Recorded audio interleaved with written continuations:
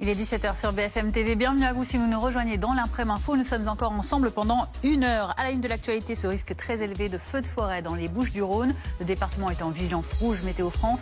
7 autres départements sont en orange autour de la Méditerranée. Ce qui inquiète particulièrement aujourd'hui, c'est le Mistral qui souffle très fort dans un contexte de sécheresse et de chaleur. Nous serons avec Clémence Renard dans les Bouches-du-Rhône où plusieurs massifs sont interdits d'accès aujourd'hui. On vous parlera aussi de la fraude sociale qui est une trahison selon la ministre de la Santé et du Travail, Catherine Vautrin, qui a détaillé son projet de loi pour économiser plus de 2 milliards d'euros sur les 13 que coûterait cette fraude chaque année à l'État. Elle vise surtout les bénéficiaires. Décryptage complet dans un instant. Et puis, Emmanuel Macron dénonce la cruauté abjecte et l'inhumanité sans limite du Hamas. Le président de la République qui dénonce des images insoutenables du mouvement islamiste montrant des otages israéliens détenus à Gaza très affaiblis et amaigris. Peu avant lui, le ministre français des Affaires étrangères Jean-Noël Barrot avait appelé à leur libération sans condition. Nous ferons le point dans un instant avec Lola Baye à Brégançon où le président passe ses vacances.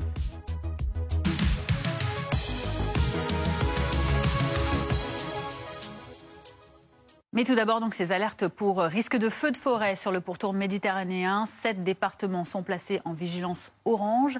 Un département est en vigilance rouge. Vous le voyez sur cette carte, ce sont les Bouches-du-Rhône. Et c'est là que vous vous trouvez. Clémence Renard pour BFM TV. Risque incendie donc à très élevé. Une grande partie des massifs forestiers du département ont été fermés aujourd'hui. La principale inquiétude, eh bien, c'est le Mistral. Oui, avec des rafales de vent avoisinant les 60 km/h, aussi des fortes températures, un taux d'humidité très bas et de la végétation, comme vous le voyez, très sèche. Donc forcément des conditions favorables pour de potentiels départs de feu. Nous, on est avec les équipiers des réserves communales de la sécurité civile, ceux qui sont en première ligne dans cette journée de surveillance. Nicolas, vous êtes affecté, vous, à la réserve communale de Coudoux. Alors, on est devant donc cette entrée de massif forestier qui est fermée aujourd'hui. Vous avez plusieurs missions aujourd'hui, notamment sensibiliser la population. Tout à fait, on est là notamment pour faire de la prévention, comme aujourd'hui l'accès au massif est interdit, indiquer aux éventuels randonneurs qu'ils n'ont pas le droit d'être dans le massif et qu'ils s'exposent à une amende de 135 € si jamais ils accèdent au massif. On voit un petit peu plus loin la vigie qui vous permet de prendre un petit peu en altitude, un peu plus de 200 mètres d'altitude avec une vue à 360 degrés aussi pour pouvoir vérifier s'il n'y a pas des potentiels départs de feu, ou en tout cas des fumées suspectes. Vous travaillez en étroite collaboration avec les pompiers. Tout à fait, c'est une autre facette de notre mission qui est la surveillance, vérifier éventuellement les fumées suspectes que l'on peut détecter et dans ce cas-là le signaler aux pompiers pour qu'ils puissent intervenir, déjà confirmer si c'est vraiment un départ de feu et intervenir rapidement pour l'éteindre. Et rapidement, on voit aussi derrière donc ce véhicule, vous avez une réserve d'eau limitée, mais quand même une réserve d'eau avec une lance à eau pour pouvoir intervenir en cas de petit feu avant l'arrivée des pompiers, c'est ça ? Tout à fait. Si un feu est détecté à proximité de notre véhicule, on peut intervenir rapidement avec cet équipement pour éteindre ce feu ou limiter sa propagation avant l'arrivée des pompiers. Merci Nicolas d'avoir été avec nous, nous avoir répondu. Voilà les équipiers donc, qui sont donc mobilisés. Ils le sont depuis le début d'après-midi, ils le seront toute la soirée. Ils sont plusieurs centaines à être déployés dans tout le département des Bouches-du-Rhône. En plus donc des 500 sapeurs-pompiers en caserne mobilisés avec 380 soldats du feu supplémentaires venus en renfort tout le week-end ici.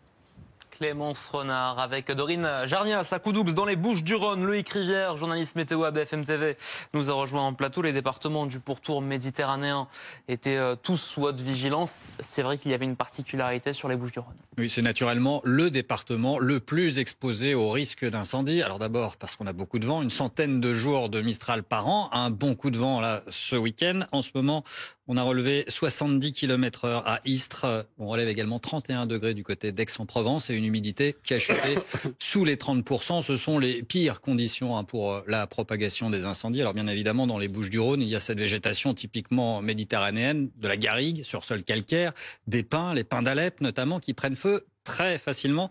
Il y a eu plusieurs départs de feu aujourd'hui, notamment dans la Drôme, à Montélimar, mais aussi dans le Var, du côté de Draguignan ou encore dans l'Hérault, à Bessan à chaque fois, les pompiers, les équipes prépositionnées ont pu intervenir très rapidement. Alors, vous voyez ce vent qui file dans la vallée du Rhône. Vous pouvez même distinguer ce minimum dépressionnaire. Alors, en réalité, c'est une dépression thermique au large du Var qui aspire ce Mistral. Il va souffler fort encore pour quelques heures. Il devrait se calmer tout de même dans le courant de la nuit et surtout en début de semaine prochaine. Là, il va s'essouffler. Pour ce lundi, on va maintenir une vigilance orange pour 6 départements sur le Roussillon et à l'est du Rhône. Et en termes de température, comment ça va évoluer ces prochains jours? C'est le bémol pour la semaine prochaine. Le vent va se calmer, mais dans le même temps, les températures vont augmenter sensiblement. Il y a déjà une canicule en cours en Espagne, au Portugal. C'est une vigilance rouge d'ailleurs pour cette canicule. On atteint déjà les 40 degrés de l'autre côté des Pyrénées avec des pointes possibles à 45 degrés. C'est cette masse d'air qui va remonter d'ailleurs aspirée par une tempête sur le Royaume-Uni en direction de l'Écosse. Elle va donner des rafales à plus de 150 km/h. C'est elle donc qui va aspirer cette masse d'air surchauffée. Elle va gagner un très large quart sud-ouest la semaine prochaine, notamment jeudi, probablement l'une des journées les plus chaudes de la série. Et on verra probablement le risque d'incendie progresser, lui aussi, dans le sud-ouest, peut-être même vers le nord du pays. Là aussi, on va renouer avec les 30 degrés. Merci beaucoup, Loïc Rivière.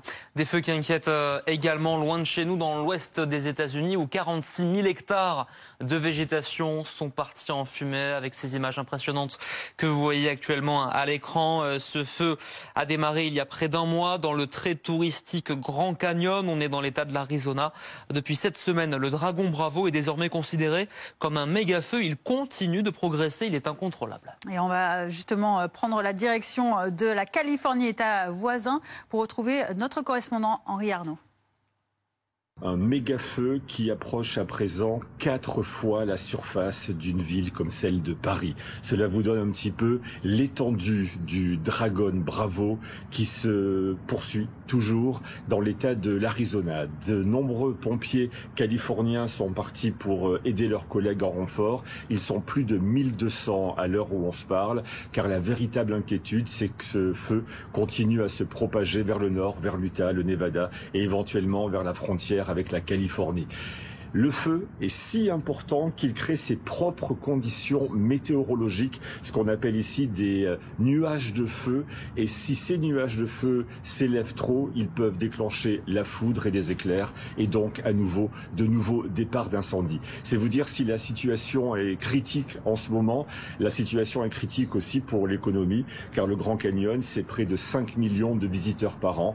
Et depuis déjà près d'un mois, toute la façade nord du Grand Canyon est fermée au tourisme et elle le restera jusqu'à la fin de la saison. Cela crée un impact de plus de centaines de millions de dollars sur l'économie touristique pour tout l'Ouest américain. Un mot d'économie à présent à 17h06. La fraude sociale est une trahison. Dans les colonnes du Parisien, la ministre du Travail et de la Santé, Catherine Vautrin, a détaillé les grandes lignes du projet de loi qu'elle présentera à l'automne. Son objectif est d'économiser plus de 2 milliards d'euros sur les 13 milliards que coûte la fraude chaque année à la France. Alors comment? Eh bien, quelques mesures annoncées dans les colonnes de nos confrères par la ministre de la Santé et du Travail. Améliorer les capacités de l'État à récupérer l'argent fraudé en demandant par exemple le remboursement intégral des sommes indûment perçues, faciliter le contrôle des allocataires, accéder même au patrimoine des bénéficiaires, interdire enfin le cumul de revenus illicites et du chômage. On en parle avec Franck Boisis. Bonjour, vous êtes journaliste économiste à Libération. Tout d'abord, qu'on définisse bien ce terme de fraude sociale. Qu'est-ce que ça recouvre? Alors, à ne pas confondre avec la fraude fiscale. La fraude sociale, c'est la fraude aux prestations sociales. C'est-à-dire que c'est le fait de percevoir des prestations, des indemnités auxquelles on n'a pas droit. Prendre des exemples, quelqu'un qui n'est pas au chômage et qui perçoit une allocation chômage, c'est de la fraude sociale. Un employeur qui emploie de la main-d'œuvre mais qui ne paye pas les cotisations sociales, c'est-à-dire qui ne déclare pas ses salariés, c'est de la fraude sociale. Les arrêts maladie qui ne sont pas de véritables arrêts maladie, qui sont indus, c'est de la fraude sociale.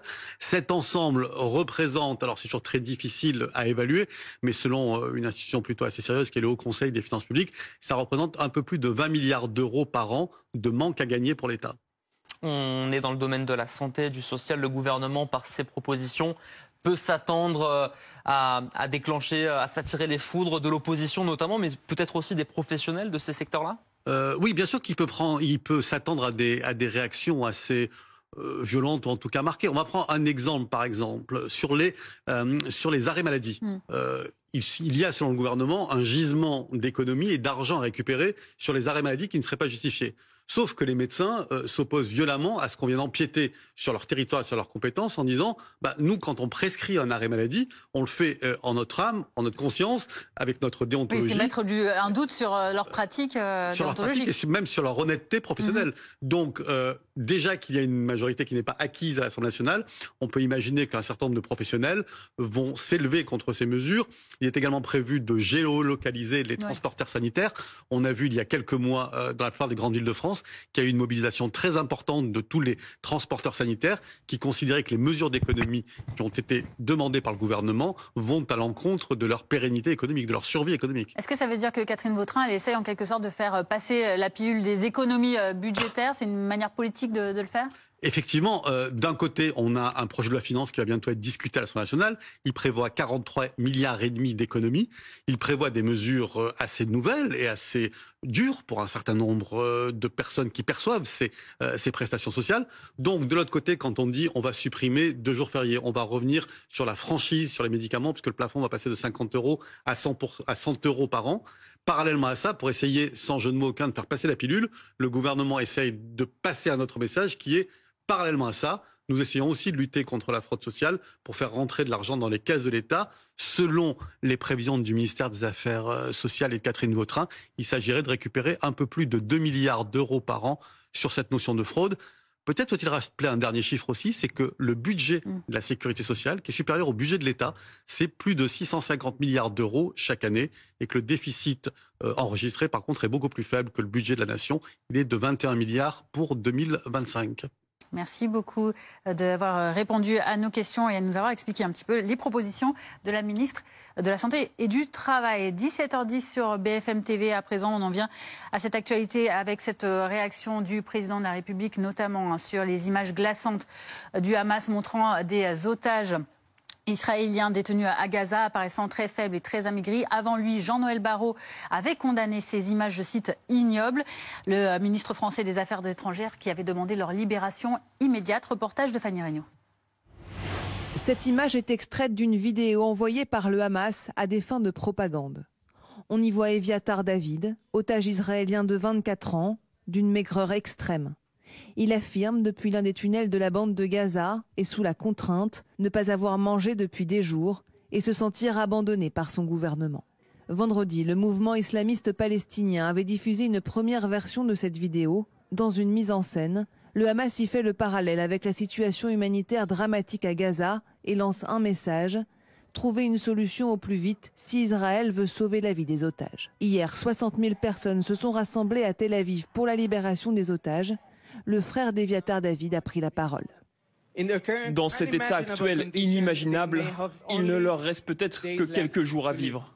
Le Hamas se sert d'Eviatar pour l'une des campagnes de cruauté les plus horribles et calculées qu'on puisse imaginer. Une autre vidéo montrant un autre otage avait déjà été publiée jeudi, cette fois-ci par la branche armée du djihad islamique palestinien, allié du Hamas. Des publications qui ravivent le débat sur la nécessité d'un accord pour libérer les 22 otages qui seraient encore en vie à Gaza et font réagir notamment le ministère français des Affaires étrangères. Image ignoble, insupportable, des otages israéliens détenus depuis 666 jours à Gaza par le Hamas. Leur calvaire doit cesser. Ils doivent être libérés sans condition. Le Hamas doit être désarmé et exclu de la gouvernance de Gaza. L'aide humanitaire doit y entrer massivement. Emmanuel Macron a de son côté annoncé le début ce vendredi des premiers largages aériens d'aide humanitaire. 40 tonnes de vivres ont été promises par la France pour venir en aide aux populations affamées de la bande de Gaza. Selon les ONG présentes sur place, il faudrait 62 000 tonnes d'aide par mois pour combler les besoins des 2 millions de Palestiniens. Et justement, on va aller retrouver Lola Baye, journaliste politique BFM TV, depuis le fort de Brégançon, dans le Var, où se trouve en ce moment Emmanuel Macron. Lola, le président de la République, garde évidemment un œil sur l'actualité internationale. Il a d'ailleurs cet après-midi réagi sur les réseaux sociaux. Il condamne fermement le Hamas. Tout à fait, il ne mâche pas ses mots. Le chef de l'État a condamné, je cite, une cruauté abjecte, une inhumanité sans filtre sur le réseau social X aux alentours de 15h30. 2 jours après son arrivée à Brégançon, il réagit, vous l'avez dit, à la diffusion de vidéos montrant des otages israéliens au visage émacié, au corps décharné. C'était paru jeudi. Ça avait fait vivement réagir la communauté internationale. La chef de la diplomatie de l'Union européenne avait condamné aussi le ministère des Affaires étrangères de la France, Jean-Noël Barrot. Et ça avait ravivé du côté d'Israël le débat, l'urgence sur une libération des otages. La parole du président Emmanuel Macron était donc très attendue. Il a rappelé aussi son engagement en faveur d'un cessez-le-feu et une libération inconditionnelle des otages. Il rappelle aussi qu'il faut permettre l'acheminement des convois humanitaires toujours bloqués aux portes de Gaza. On le rappelle, la France poursuit ses opérations de largage aérien en parallèle sur le territoire palestinien. Et il a tenu aussi à affirmer de nouveau la reconnaissance de la France pour un État palestinien. C'est ce qu'il avait annoncé, souvenez-vous, fin juillet. Et ça va avoir lieu en septembre lors de la 80e Assemblée générale des Nations Unies. Merci Lola Baye en direct du fort de Brégançon dans le Var avec Nassim Gomri pour BFM TV. On va retrouver maintenant Stéphane Amar. Vous êtes notre correspondant à Jérusalem. Stéphane, Benjamin Netanyahou a demandé, lui, l'aide du CICR, le Comité international de la Croix-Rouge, pour fournir justement de la nourriture à ces otages israéliens de Gaza. Oui, car l'émotion est à son comble aujourd'hui en Israël. À la vue des images que l'on vient de voir, l'opinion est réellement scandalisée. Alors, Benjamin Netanyahou en appelle à la Croix-Rouge, mais la Croix-Rouge n'a jamais pu approcher les otages depuis le 7 octobre, ni même lors des prises d'otages précédentes. Par exemple, Gilad Shalit, qui avait été détenu durant 5 ans dans la bande de Gaza, n'a jamais reçu la visite de la Croix-Rouge. Et il est souvent reproché ici en Israël à l'organisme international de ne pas faire son possible pour mettre la pression sur le Hamas pour pouvoir accéder aux otages, leur fournir des vivres et même des médicaments pour certains d'entre eux qui en ont besoin. Et donc Benjamin Netanyahou, d'une certaine manière, met au pied du mur la Croix-Rouge et lui demande de jouer son rôle et d'approcher les otages, alors même qu'Israël, on le sait, est mise en cause pour le risque de famine dans la bande de Gaza. Les Israéliens ont ouvert très largement depuis plusieurs jours, beaucoup plus largement qu'avant en tout cas, les vannes, des voies spéciales ont été aménagées, des pauses humanitaires également, même si la situation reste extrêmement préoccupante. Ce que disent les Israéliens, ce dont ils sont convaincus, c'est qu'en revanche, les membres du Hamas, les cadres du Hamas, les combattants du Hamas sont extrêmement bien nourris, en tout cas ce qu'on voit sur les photos ou lorsqu'ils sont arrêtés par l'armée israélienne. Merci beaucoup Stéphane Amar, correspondant BFM TV à Jérusalem en plateau. Philippe Gély, bonjour, directeur adjoint de la rédaction du Figaro et correspondant à Washington et ancien correspondant à Washington et Jérusalem. Et puis Romain Mielcarrec, journaliste défense BFM TV. Quelle réponse peut-on attendre de la communauté internationale cet après-midi, peut-être dans les heures à venir ? Sur la diffusion de ces vidéos, malheureusement, on sait qu'il y a des otages depuis maintenant presque 670 jours à Gaza, et la communauté internationale n'a pas réussi à faire grand-chose pour les libérer. Ce qui a permis de les libérer jusqu'ici, ce sont les trêves dans les combats et les négociations avec le Hamas, directes ou indirectes, y compris d'ailleurs des négociations menées parfois par les États-Unis, en direct avec le Hamas, qui ont libéré notamment un otage américain. L'armée israélienne, elle, a libéré en tout et pour tout 3 otages, si je ne me trompe pas, depuis le début des combats. Donc, clairement, la solution militaire a échoué, au moins sur cet objectif-là. N'a pas échoué par ailleurs pour laminer le Hamas et détruire en grande partie la bande de Gaza. Mais la communauté internationale s'indigne. Ce qui est en sous-texte dans cette situation, et d'ailleurs Benjamin Netanyahou lui-même invite à ce sous-texte en convoquant le CICR qu'il a pour acheminer de la nourriture aux otages, alors que le CICR est banni par Israël, empêché de livrer de la nourriture aux Palestiniens, aux civils palestiniens. Donc on se retrouve dans une espèce de situation consternante, il faut le dire, d'un jeu entre le Hamas, d'un jeu assez ignoble d'ailleurs. Évidemment, le Hamas s'est complètement discrédité depuis bien longtemps, et avant le 7 octobre, et encore plus définitivement depuis le 7 octobre. Ça, à mon sens, ne remet pas en question la démarche française de vouloir reconnaître un État palestinien, parce que justement, la démarche de reconnaissance d'un État palestinien vise à exclure le Hamas, à le disqualifier. Il est inenvisageable que le Hamas ait un rôle à jouer dans un futur État palestinien. D'ailleurs, dans son tweet, dans son message sur X, le président, à la fin, quand il évoque cette solution à deux États, palestinien-israélien, il rappelle les conditions et notamment cette démilitarisation indispensable à ses yeux du Hamas. Et la chef de la diplomatie européenne, Kaja Kallas, dit aussi que le Hamas doit désarmer et partir, quitte abandonner toute fonction de gouvernance dans la bande de Gaza. Alors, de l'autre côté, l'autorité palestinienne a aussi beaucoup de travail à faire pour se régénérer, se retrouver une légitimité et une compétence, je dirais, ou une validité même pour gouverner les territoires palestiniens. Mais c'est clair qu'il n'y aura pas d'État palestinien, tant que, en tout cas à Gaza, tant que le Hamas gouverne Gaza. Merci beaucoup Philippe Gélier d'avoir été avec nous. Dans le même temps, la France poursuit ses largages aériens d'aide humanitaire à la population affamée de Gaza. Un troisième est prêt. Nous continuerons sans relâche. C'est ce qu'a annoncé hier le ministre des Affaires étrangères, Jean-Noël Barrot. Des opérations menées avec l'aide de la Jordanie et de l'Allemagne. Au total, ce sont 40 tonnes d'aide que la France va parachuter dans le territoire palestinien. 17h19, à présent on parle de la guerre entre l'Ukraine et la Russie et ces drones ukrainiens qui ont touché un dépôt pétrolier russe dans la cité balnéaire de Sotchi. Guillaume Ptak, vous êtes notre correspondant BFM TV à Kiev. L'Ukraine qui a donc poursuivi ses frappes sur des sites stratégiques, très stratégiques en Russie. Oui, effectivement, c'est désormais la deuxième nuit d'affilée où l'Ukraine a frappé des infrastructures stratégiques. Donc Sotchi hier et la nuit précédente, c'était 4 régions de Russie, y compris une raffinerie de pétrole à Samara, qui est située quand même à 800 km des frontières ukrainiennes, ce qui démontre les capacités grandissantes de l'Ukraine pour frapper de plus en plus dans la profondeur à l'aide de drones de production domestique. Et il faut rappeler que selon les autorités russes, la défense aérienne serait parvenue il y a 2 jours à abattre 112 drones ukrainiens, donc une partie aurait quand même réussi à frapper plusieurs cibles. Et le choix des cibles, là encore, contraste entre les tactiques russes et ukrainiennes. À savoir, l'Ukraine s'est principalement concentrée sur des sites stratégiques et énergétiques, y compris un pipeline en plus des raffineries de pétrole, tandis que les Russes, dans la nuit de mercredi à jeudi, avaient, eux, bombardé la capitale ukrainienne, ici Kiev, en tuant 31 personnes, dont 5 enfants. Merci beaucoup Guillaume Ptak, correspondant BFM TV à Kiev. Romain Mielkarek, quelle réponse peut-on attendre de la Russie à ces frappes de cette nuit? Je pense que la Russie va continuer ce qu'elle fait depuis des mois maintenant, donc multiplier les vagues de bombardements.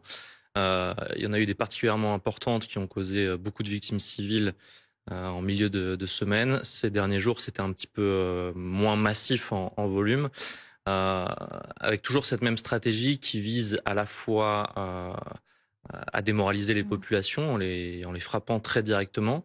Alors avec des missiles et des drones pour les villes les plus éloignées du front, et puis avec en permanence des plus petits drones sur les villes les plus proches. Il y a eu tout un tas d'études, notamment par des ONG ces derniers mois, qui montrent cette volonté systématique des Russes de tuer des civils.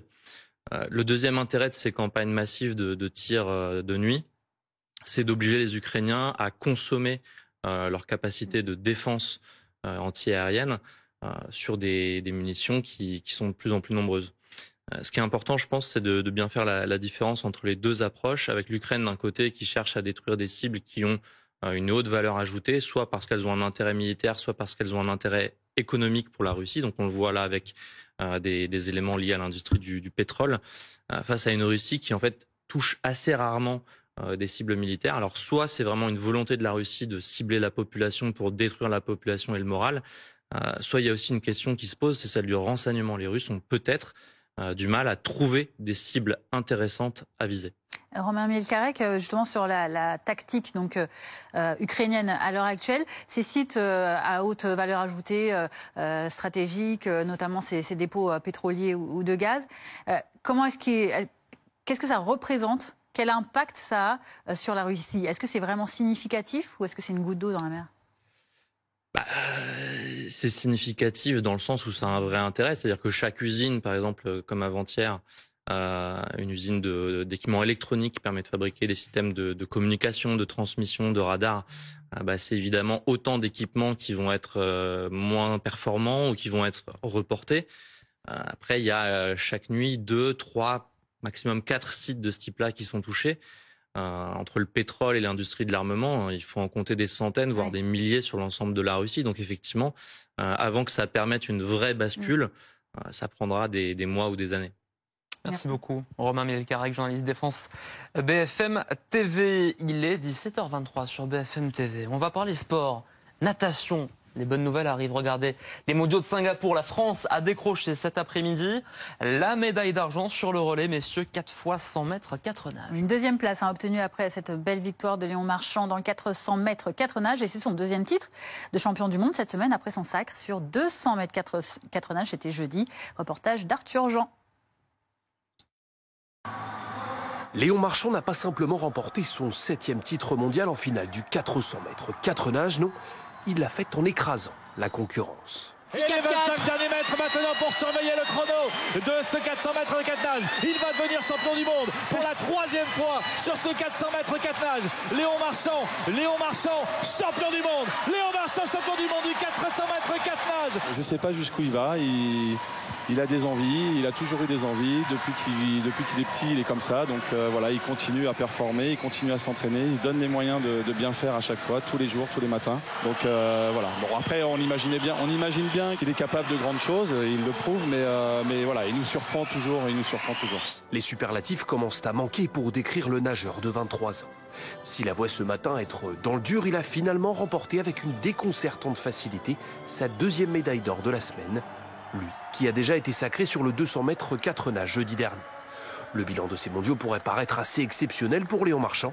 Et pourtant... C'est pas parfait parce que c'est jamais parfait, mais c'est plus que ce que j'attendais, surtout le record du monde. Ça montre que j'ai toujours la flamme pour la natation, que j'aime ça. C'est toujours ce qui me plaît le plus et que j'ai envie de continuer. Et j'ai aussi vu pas mal de choses améliorer, donc je vais essayer de préparer les championnats d'Europe le mieux possible. Et puisque cela ne suffisait pas, le Toulousain s'est aussi permis d'apporter sa modeste contribution à la dernière médaille tricolore sur ces championnats du monde. Une breloque en argent glanée sur le relais masculin sur 4 fois 100 mètres 4 nages. La météo, Loïc Rivière. Ne perdez pas votre surplus d'énergie. La météo avec Fleuron Industrie, installateur de batteries de stockage pour centrales photovoltaïques. La météo avec TGV Inouï. Il ne fait pas beau chez vous? Le soleil vous attend dans l'une de nos 200 destinations en France et aussi en Europe. Profitez de la météo avec Plouf, le maillot qui fait flotter pour reprendre le sport, booster vos performances ou profiter d'eau en toute sécurité. Partir un jour. Cet été, partez l'esprit léger. Regardez la météo avec ImaProtect. Alarme et télésurveillance.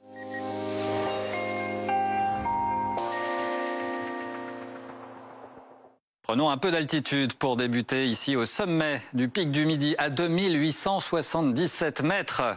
Nous avons le parfait balcon pour voir venir la chaleur qui stationne côté espagnol. En réalité, à cette altitude, à près de 3000 mètres, on a déjà une douzaine de degrés et on attend une vingtaine de degrés d'ici à ce jeudi.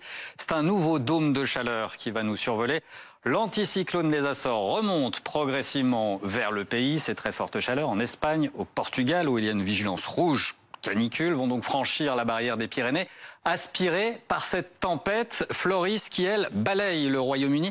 On aura des rafales à plus de 150 km/h pour cette journée de lundi. D'ici là, nous allons rester en marge avec la perturbation associée qui va s'étirer principalement au nord de la Loire. Pour ce début de semaine, beaucoup de nuages. C'est vrai, quelques ondées, notamment sur les Ardennes, en allant vers l'Alsace, mais l'amélioration sera notable en seconde partie de journée grâce à l'anticyclone. Ça va se dégager assez nettement. Belles éclaircies, un peu plus timides sur la côte d'Opale ou alors sur la pointe du Finistère. En allant vers le sud, il y aura ce voile de nuages élevés, mais une belle luminosité. Le vent va s'essouffler progressivement en Méditerranée, ce qui est une bonne nouvelle évidemment sur le front des incendies. Les températures vont augmenter sensiblement. Le matin, peu de changements. Dans l'après-midi, retour de la chaleur au nord jusqu'à 28 degrés à Paris, même température à Dijon, vous aurez 30 degrés au Mans, à Clermont-Ferrand jusqu'à 34, 35 degrés sur les bords de la Garonne et ça n'est qu'un début en réalité. Mardi, la dernière perturbation de la série va finir par s'étioler, puis mercredi, on va surveiller ces très fortes chaleurs sur un très large quart sud-ouest. On sera parfois à 10 degrés au-dessus des moyennes de saison, des pointes possibles jusqu'à 36, voire 39, peut-être même 40 degrés. Jeudi sera la journée la plus chaude de la série. Mais en réalité, ce temps estival va persister en fin de semaine. Et même pour le week-end, on va surveiller donc l'évolution de ces très fortes chaleurs sous l'anticyclone dimanche, mais aussi pour la semaine suivante. C'était la météo avec fleuronindustrie.com. Isolation thermique par l'extérieur pour réduire vos dépenses énergétiques et embellir votre maison. C'était la météo avec TGV Inouï. Alors, dans laquelle de nos 200 destinations allez-vous chercher le soleil? C'était la météo avec Plouf, le maillot qui fait flotter pour reprendre le sport, booster vos performances ou profiter d'eau en toute sécurité. Partir un jour sans retour. C'était la météo avec ImaProtect, alarme et télésurveillance. Quasiment 17h30 sur BFM TV. Merci de passer cette fin de journée en notre compagnie. Voici les titres de ce nouveau journal en direct, évidemment. La fraude sociale qui est dans le viseur du gouvernement. Une fraude qui coûterait 13 millions par an à l'État. La ministre du Travail et de la Santé a dévoilé les grandes lignes du projet de loi prévu à l'automne prochain. On va en parler dans un instant. Risque incendie maximal dans les Bouches-du-Rhône. Le département est une nouvelle fois placé en vigilance rouge par Météo France. 7 autres départements du Sud sont en vigilance orange. On sera dans l'Hérault dans un instant avec Célia Vallée. On sera aussi dans le nord du pays avec l'inquiétude après la disparition en mer hier d'un enfant de 10 ans au large de Gravelines. 2 autres enfants ont pu être sauvés. Les recherches ont été interrompues. On sera avec Yael Kahn sur place en direct pour BFM TV. Une trahison, voilà comment Catherine Vautrin qualifie la fraude sociale. La ministre du Travail et de la Santé veut s'attaquer à ce préjudice estimé à 13 milliards d'euros. Un projet de loi est attendu à l'automne avec notamment la possibilité de débiter directement le compte d'un fraudeur ou encore de géolocaliser les transports sanitaires. Reportage de Mathis Menu, Caroline Bertolino et Arthur Baudin. Premier point évoqué par la ministre, améliorer la capacité de l'État à récupérer l'argent fraudé. Le texte prévoit de faciliter la communication entre les différentes caisses d'allocation pour mieux détecter les multifraudeurs. Parallèlement, nous souhaitons que les caisses de sécurité sociale aient accès à l'ensemble du patrimoine du bénéficiaire. Par exemple, ses propriétés, données bancaires ou assurance-vie, afin de s'assurer qu'il n'a pas des revenus non déclarés. Sur les allocations chômage, plus particulièrement, Catherine Vautrin assure qu'en cas de fraude avérée, il sera possible de réclamer un recouvrement intégral, quitte à débiter directement le compte bancaire du fraudeur si besoin. Deuxième point majeur du projet de loi, le volet santé. Le gouvernement s'attaque au transport sanitaire. Ce qu'il propose, les géolocaliser pour garantir l'exactitude des kilomètres facturés. Il y a un gros enjeu sur les transports sanitaires, parce que les transports sanitaires, c'est à peu près entre 6 et 7 milliards d'euros. C'est absolument énorme. Et la difficulté, c'est qu'en 5 ans, ce coût a augmenté de 45% sans raison particulière. On s'aperçoit là aussi qu'il y a pas mal de fraude, c'est-à-dire qu'il y a un certain nombre de taxis qui facturent des actes qu'ils ne font pas. La ministre plaide également pour la fin des arrêts maladie abusifs et envisage de sanctionner les fraudeurs. Troisième point, le volet travail. Les entreprises et travailleurs indépendants représentent 56% de la fraude l'année dernière. L'essentiel des fraudes, c'est le travail dissimulé. Les micro-entreprises ont des taux de cotisation qui sont absolument très faibles. Ces sociétés qui pratiquent le travail dissimulé sans payer de charges sociales verront leur compte bancaire bloqué en cas de contrôle pour empêcher leur insolvabilité. On est avec Mathieu Lefebvre, député Ensemble pour la République du Val-de-Marne, vice-président du groupe à l'Assemblée. Merci d'être avec nous. Parmi les mesures annoncées dans les grandes lignes par la ministre de la Santé et du Travail, le fait qu'il y ait l'accès qui soit rendu possible, l'accès au patrimoine du bénéficiaire, ça pose là la question de la vie privée, non ? Non, ça pose surtout là la question de la justice sociale dans notre pays. Qu'il y ait des gens qui aient accès à des prestations sociales alors qu'ils ont un patrimoine important, c'est absolument inadmissible et incompréhensible. La fraude, c'est un coup de poignard au pacte social. On ne peut pas avoir d'un côté les Français qui bossent, qui paient pour le système social, et de l'autre, des Français qui fraudent, qui resquillent et qui profitent des autres. Donc ce projet de loi est évidemment le bienvenu. Il est extrêmement complet puisqu'il y a un volet sanitaire, un volet également en matière de prestations sociales. Qui peut comprendre qu'on verse des prestations chômage sur des comptes à l'étranger? Est-ce que quand on a un compte à l'étranger, on est en train de chercher un travail dans notre pays? Ce sont des mesures de bon sens et des mesures qu'il faut soutenir et que tous les républicains, tous ceux qui sont attachés à la justice sociale dans notre pays devraient soutenir.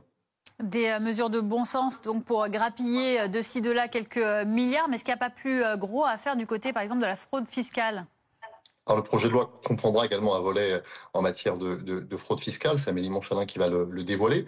Mais il ne s'agit pas de grappiller. Il s'agit de 13 milliards d'euros qui échappent dans les caisses de l'État et de la sécurité sociale chaque année. C'est plus que l'équivalent du ministère de la Justice. Oui, mais là, les mesures de la ministre visent à récupérer 2,3 milliards sur ces 13 milliards. Pas l'intégralité. Oui, c'est déjà un début et il faut le soutenir. Mais au plan philosophique, au plan des principes, on ne peut pas demander des efforts aux Français qui bossent, qui utilisent le système social justement, sans en abuser, sans commencer par faire en sorte que les fraudeurs paient ce qu'ils doivent, et même plus que ce qu'ils doivent au système. C'est une question de justice, c'est absolument essentiel. Regardez par exemple sur la question des transports sanitaires, si on veut que cette dépense puisse continuer à exister, que des gens puissent légitimement se rendre sur leur lieu médical avec un transport sanitaire dont ils ont besoin, ce sont les abus. Si le système social vit encore de ces abus, il va péricliter. Et donc il faut évidemment que ce projet de loi puisse être adopté. Peut-être faudra-t-il aller plus loin pour récupérer encore plus d'argent, mais ce sont des mesures de bon sens. Le fait de parler de ces abus, est-ce que c'est pas un moyen d'esquiver peut-être à court terme la question de la réforme de tout ce milieu sanitaire ? Bien sûr, il faudra réformer en profondeur l'ensemble des dépenses sociales dans notre pays qui sont plus élevées que chez nos voisins européens, à commencer par nos dépenses de retraite. Mais encore une fois, les efforts que demande le gouvernement et que je soutiens auprès des Français ne pourront pas être acceptés par les Français si on ne commence pas par demander à ceux qui resquillent, ceux qui essaient de gruger le système, l'argent qu'ils doivent au système. C'est un argent qui est mieux dans les caisses de l'État que dans les caisses des fraudeurs, que dans les poches des fraudeurs. Et donc il faut se doter de tous les instruments, comme nous l'avons fait depuis des années, mais la fraude évolue, pour éviter qu'il puisse y avoir des biais dans le système et que certains puissent en profiter, alors que d'autres, légitimement, bossent et peuvent en avoir besoin à un moment de leur vie. Ce qu'il faut bien comprendre, c'est qu'on est à un moment de bascule budgétaire dans notre pays. Si on continue comme ça, si on ne fait rien, demain nous aurons un modèle social qui sera un modèle social à deux vitesses, que certains pourront utiliser et d'autres pas. Si on veut préserver l'intégralité et l'intégrité de notre modèle social, il faut impérativement à la fois lutter contre les abus et nous réformer très fortement. Merci Mathieu Lefebvre, député Ensemble pour la République du Val-de-Marne et vice-président du groupe à l'Assemblée, de nous avoir accordé cette interview. Dans l'actualité également à 17h35 sur BFM TV, ce risque incendie très élevé dans les Bouches-du-Rhône. Aujourd'hui, le département qui est en vigilance rouge. 7 autres départements du pourtour méditerranéen sont en vigilance orange. C'est notamment le cas de l'Hérault qui restera en orange ce lundi. Célia Vallée, justement dans l'Hérault pour BFM TV. Les soldats du feu se tiennent prêts.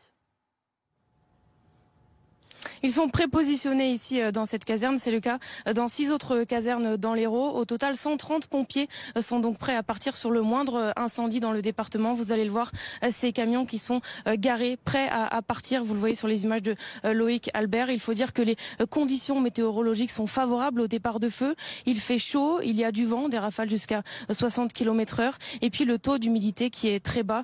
Tout ça donc favorise les départs de feu. Il y a eu plusieurs départs de feu entre hier et aujourd'hui, des petits feux qui sont désormais circonscrits. Parmi eux, un feu qui a brûlé 4700 mètres carrés pour lequel un suspect a été interpellé, un mineur de 17 ans qui est donc suspecté d'être à l'origine de ce feu. Il a fallu faire usage de la force pour les policiers pour l'arrêter. Il est actuellement en garde à vue pour attendre de savoir. Les auditions vont permettre de savoir à quel point il est impliqué dans cet incendie. Merci beaucoup Célia Vallée, en direct de Bessan avec Loïc Albert pour BFM TV. Dans l'actualité également, cette inquiétude qui grandit à Gravelines dans le Nord après la disparition d'un enfant d'une dizaine d'années en mer hier. Ils étaient 3 dans l'après-midi à s'être retrouvés en difficulté sur la plage et 2 d'entre eux sont sains et saufs, l'autre introuvable. Yael Khan, on vous retrouve sur place à l'endroit où s'est déroulé ce drame. Oui, c'est en effet sur cette digue que s'est déroulé le drame. Pour vous donner le déroulé des faits, hier après-midi, 3 enfants âgés de 11, 12 et 13 ans, issus de la même famille, viennent pêcher avec le père de 2 d'entre eux. Et ils se trouvaient ici sur cette jetée. C'est un lieu connu des amateurs de pêche et c'est une zone qui, on peut vous le dire, est difficilement accessible. Cette zone, elle est d'ailleurs interdite à la baignade. Elle n'est donc pas sous surveillance. Et hier, la mer, elle était très houleuse et dangereuse, encore plus qu'aujourd'hui. Et le drapeau rouge, d'ailleurs, était hissé. On se trouve avec Taoufik qui a vu toute la scène. Bonjour, merci d'être avec nous. Vous êtes pêcheur amateur. Expliquez-nous qu'est-ce qui s'est passé, qu'est-ce que vous avez vu hier? C'est dommage, on a assisté à la scène hier. Il y a 3 enfants qui viennent avec son père en Belgique, qui sont amateurs aussi des pêches pour pêcher. Et il vient à la marée basse. La marée basse qu'on voit ici, la marée basse, il y a le sable qu'on voit jusqu'à 20 mètres ici. Et les petits gamins, il a commencé à baigner. Et vite fait, ça passait dans 5 minutes et l'eau, il est tournée. Comme il est dangereux, l'eau, il est tournée, les gamins, ils ont parti. Moi, j'ai essayé d'appeler les pompiers, on a appelé les pompiers. Vous pouvez nous le montrer? Vous avez donc appelé les pompiers? J'ai appelé les pompiers, j'ai appelé les pompiers vers 15h46 et ils ont arrivé. Je ne dis pas qu'il vient un peu tard, je ne sais pas s'il y a aussi beaucoup des appels pour eux aussi. On remercie quand même les pompiers qui arrivent, mais le problème, ils ont passé par là. Et comme on voit derrière, ça va arriver sur la caméra, il y a des rochers, les bateaux, il n'arrive pas à passer avec le bateau. Ils ont obligé de faire le tour. Il est passé derrière centrale nucléaire, ils ont passé par là et ça fait un quart d'heure en plus. Et jusqu'à là, on voit les petits gamins. Par contre, il y a 2 qui sont sauvés tout seuls. Et la dernière, elle est noyée. Mais les sauveteurs, ils viennent et ils ont fait un effort pendant toute l'après-midi, ils n'ont pas sorti l'enfant. Merci beaucoup pour votre témoignage. C'est donc à 16h qu'une opération de secours est déployée à terre, sur mer et dans les airs. Un hélicoptère de la Marine nationale, des moyens nautiques du SDIS Nord et de la Société nationale de sauvetage en mer sont mobilisés pendant 4 heures. Ils vont tout faire donc pour retrouver les enfants. Mais à 19h45, les recherches, elles s'arrêtent. L'enfant est toujours introuvable. Et aujourd'hui, la famille, elle a décidé d'effectuer ses propres recherches. Il y avait tout à l'heure une 50aine de personnes qui recherchaient l'enfant, la famille qui est désormais partie. Le commissariat de police de Dunkerque a lui été saisi pour une enquête pour disparition inquiétante. Merci beaucoup Yael Kahn avec Thomas Verbrugge du côté de Gravelines. On prend la direction des États-Unis avec le compte à rebours qui se poursuit. J-5 avant de possibles sanctions américaines si la Russie ne répond pas à la main tendue de Donald Trump et à ses injonctions de stopper la guerre en Ukraine. En plateau, toujours avec nous, Philippe Gély, directeur adjoint de la rédaction du Figaro. Aujourd'hui, la piste du cessez-le-feu, elle semble hors de portée. Vladimir Poutine a répété à maintes reprises qu'il voulait une paix stable, durable.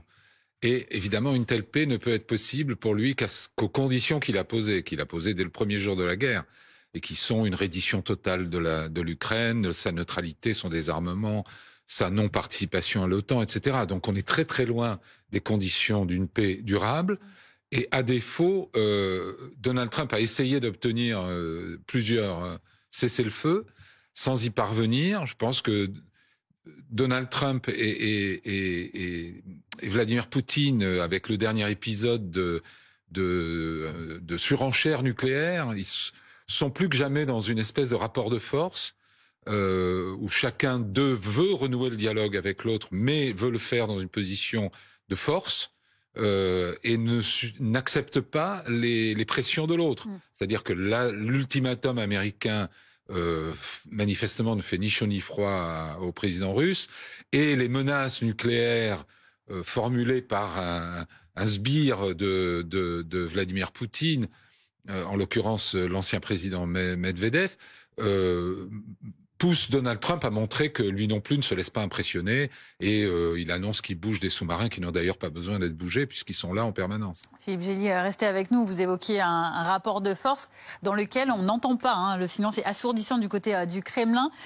Antoine Delard, vous êtes notre correspondant à Washington pour BFM TV. Comment est-ce que Donald Trump vit-il justement ce silence du côté de la Russie ? Écoutez, on imagine qu'il vit très mal cette situation. Non seulement Poutine ne répond pas à son ultimatum, mais en plus, sur le terrain, depuis cet ultimatum, les combats se sont intensifiés. Ça veut dire que les menaces de Trump, pour le moment, n'ont strictement aucun effet. Et ça, Trump ne le supporte pas. Il ne supporte pas de se voir impuissant face à Vladimir Poutine. Il le vit comme une humiliation. Ensuite, il faut bien comprendre que Donald Trump se présente et se voit comme un super négociateur, comme un dirigeant respecté, quelqu'un qui obtient des résultats sur la scène internationale. C'est donc sa crédibilité qui est en jeu dans cette affaire et évidemment l'absence de réaction russe, le fait que Vladimir Poutine lui tienne tête, tout cela l'agace. Il y a aussi un autre élément qui est très important. Donald Trump est obsédé littéralement par le prix Nobel de la paix. Régulièrement, il se vante de régler des conflits à travers le monde, de mettre fin à des guerres, par exemple entre l'Inde et le Pakistan. Mais évidemment, il a bien conscience que tant que la guerre en Ukraine se poursuit, il devra faire une croix sur ses rêves de prix Nobel. Tout cela alimente donc sa frustration vis-à-vis de la Russie et son impatience. Et c'est aussi pour cette raison qu'il a durci le ton face à Vladimir Poutine ces dernières semaines. Cette fois, Trump semble en tout cas déterminé à aller jusqu'au bout, à ne pas reculer et à imposer des sanctions vendredi si rien ne bouge. C'est en tout cas ce qu'a déclaré ce matin à la télévision l'un de ses plus proches conseillers, Steve Miller, qui déclare que toutes les options sont sur la table pour obtenir un arrêt des combats de la Russie. Antoine Lara, Washington pour BFM TV. Philippe Gély, on sent bien qu'il y a un respect mutuel entre les deux hommes, mais que chacun joue là sa crédibilité. Oui, je crois que Donald Trump ne sait pas trop comment s'y prendre avec Vladimir Poutine. Je pense je suis assez réservé sur le changement de pied supposé total de Donald Trump vis-à-vis de Poutine et vis-à-vis de l'Ukraine. Je pense que Trump, effectivement, le dossier se révèle, la gestion de cet interlocuteur se révèle beaucoup plus compliquée qu'il ne l'avait imaginé. Il pensait qu'il y aurait une réconciliation russo-américaine, que la paix en Ukraine serait un sous-produit naturel, presque automatique de cette réconciliation. Ça se passe pas comme ça, parce que Poutine a des enjeux, des intérêts vitaux, ce qu'il considère comme étant des intérêts vitaux. Et Donald Trump n'est pas sourd à cette notion d'intérêt vital. Lui-même a une posture très intransigeante, y compris avec ses alliés, quand il s'agit d'intérêts vitaux des États-Unis. On l'a vu avec la guerre commerciale. Donc, il a été prêt à envisager toutes sortes de concessions en faveur de Poutine. Ça ne suffit pas. Poutine fait monter les enchères. Je pense que Trump a du mal à décrypter ce que veut exactement et la manière dont fonctionne Poutine. Poutine pense avoir déchiffré davantage Donald Trump, mais il se trompe peut-être, parce que Donald Trump est compliqué lui aussi à déchiffrer. Et assez imprévisible. Et potentiellement imprévisible.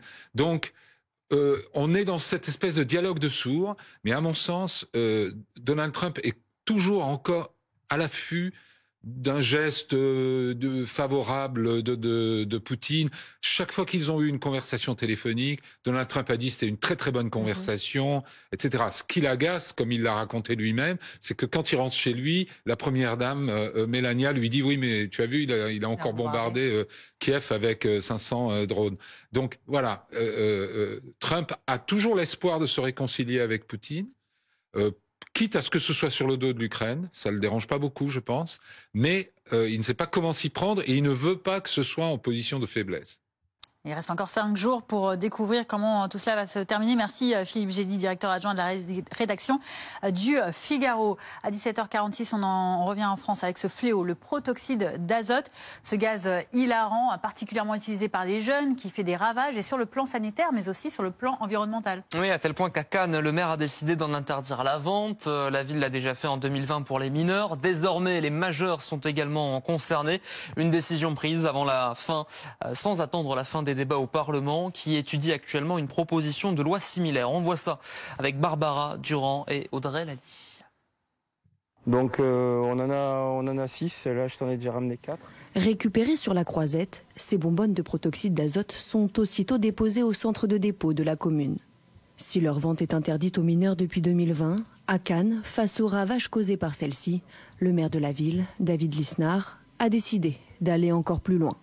Professionnels de l'hôtellerie et de la restauration, professionnels de la santé. Les professionnels précités ne pourront acheter du protoxyde d'azote que de 8h à 20h sur le territoire cannois. En dehors des 10 professionnels, toute vente de protoxyde d'azote est interdite à toute heure sur le territoire cannois. Rien qu'au mois de juillet, dans cette station balnéaire, 2800 bonbonnes ont été saisies. La police municipale a verbalisé 87 personnes. Consommées la plupart du temps sur la voie publique, si leur utilisation représente un enjeu de santé publique, ces bonbonnes sont également des déchets d'une grande dangerosité. On peut avoir 2 risques, que ce soit au niveau de la collecte des déchets, donc lorsque c'est mis dans des conteneurs, donc au moment où c'est que la benne les collecte, il peut y avoir des explosions, ça arrive rarement mais ça arrive quand même. Et après quand elles sont traitées dans les incinérateurs, elles peuvent exploser. Dans les rues du centre-ville, les passants que nous avons rencontrés sont unanimes. L'élargissement de cette interdiction est une très bonne chose. Moi, ça me rassure déjà par rapport aux jeunes qui sont vraiment dans ça et que ça tue. Il y a beaucoup d'accidents. On sait qu'à cause de ça, il peut y avoir des accidents, donc autant l'interdire complètement. Si Cannes est aujourd'hui la première ville à avoir pris une telle mesure, David Lisnard espère maintenant une réaction de l'État et une réglementation commune à l'ensemble du territoire. Allez, un peu plus léger, on vous emmène en vacances direction la Vendée et ces belles plages des Sables d'Olonne où commence ce mois d'août avec l'espoir de rattraper un mois de juillet qui a été plutôt timide sur le plan touristique. Hugo Smag est sur place pour BFM TV. Timide peut-être parce que le budget des Français, lui aussi timide, serré cet été. Un budget serré et des prix qui augmentent. Voilà ce que nous disent les Français ici au Sables d'Olonne.